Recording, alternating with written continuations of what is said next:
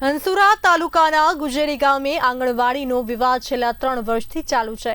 સમાધાનકારી વલણ અપનાવવામાં તંત્ર નિષ્ફળ। ગામના બાળકોને ગામની 2 મહિલા દ્વારા ખાનગી મકાનમાં અપાય છે પાયાનું શિક્ષણ। તેડાગર કર્મચારી બાળકો વિના આંગણવાડી કેન્દ્રમાં ફરજ બજાવી રહ્યા છે। ગામની એક મહિલાને આંગણવાડી કેન્દ્રમાં નોકરી આપવા ગ્રામજનોની માંગ છે। જ્યાં સુધી માંગ ન સંતોષાય ત્યાં સુધી બાળકોને આંગણવાડીમાં ન મોકલવા નિર્ણયથી ગ્રામજનો અડકશે।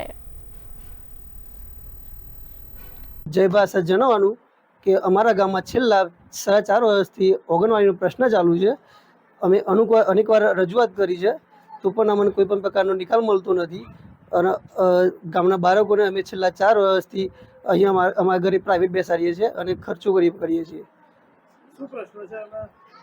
અમારા ગામમાં એવો પ્રશ્ન છે કે સ્થાનિકમાં તેડાગર કાર્યકર બંનેમાંથી એક જુઓ જ્યાં ગેરરીતે ભરતી થયેલી એમાં આખા ગામના મને અન્યાય થયેલું છે। એટલા માટે ગામ લોકોનો પ્રશ્ન એવું છે કે અમારા ગામની ગમે તે એક તો સ્થાનિક મહિલા જુઓ। તમને કઈ રીતે લાગે છે કે અન્યાય થયેલું? અમને લાગે છે સાહેબ, કારણ કે કઈ સ્થાનિક તેડાગર તો મેરિટમાં આવી જવું થયું। કોઈ જગ્યાએ રજૂઆત કરી તમે? હા, રજૂઆત તો સાહેબ અમે દરેક જગ્યાએ કરી છે। કાર્યક્રમમાં તેડાગર મોરજી કરેલ હતી કે મારું ફોર્મ પદ્મા સેમની માર્કશીટ ખોટી છે તેમ કહીને રિજેક્ટ કરવામાં આવ્યું। મેં ફોર્મ કાર્યક્રમમાં તેડાગરમાં બંને ભર્યું હતું। અમે આંગણવાડીમાં છોકરો નહીં મોકલે જ્યાં સુધી અમારી નિમણૂક નહીં ચાલુ થાય ત્યાં સુધી। માર્કશીટમાં તમારું કેમ રિજેક્ટ કરવામાં આવ્યું? શું લખીને આપ્યું તમને? ગ્રેજ્યુએટની પદ્મા સેમની માર્કશીટ ખોટી કરેલ છે, ખોટી મૂકેલ છે। અંદર તમને લખીને આપ્યું? રિજેક્ટ લિસ્ટ કાઢી છે। હા, તમે પછી આગળ 6ઠું સેમ પૂરું કર્યું? કેટલા કઈ ડિગ્રી લીધી તમે? ગ્રેજ્યુએટમાં તો માર્ક ગ્રેજ્યુએટ તો મારે બધો સર્ટી આવી ગયો માર છો। હું વતની નાની ગુજરીનો છું।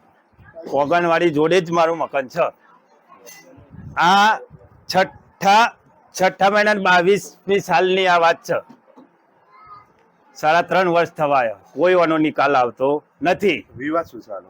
એક જ વિવાદ કે અમારા ગામની બંનેમાંથી એક બેન જોઈએ, ચાહે પછી તેડાગર હોય કાર્યકર હોય, અમારો બીજો કોઈ વિવાદ નથી। 3 વર્ષ વીતવા છતાંય પણ નિકાલ નહીં થયો। 3 વર્ષ અમે થાકી ગયા, ફરતા બધા અરજીઓ મોકલીને થાકી ગયા, બધા રજૂઆત કરીને થાકી ગયા, પણ કોઈ કાર્યવાહી નહીં। એક વખત તો પછી અમને પોલીસ બોલાવી।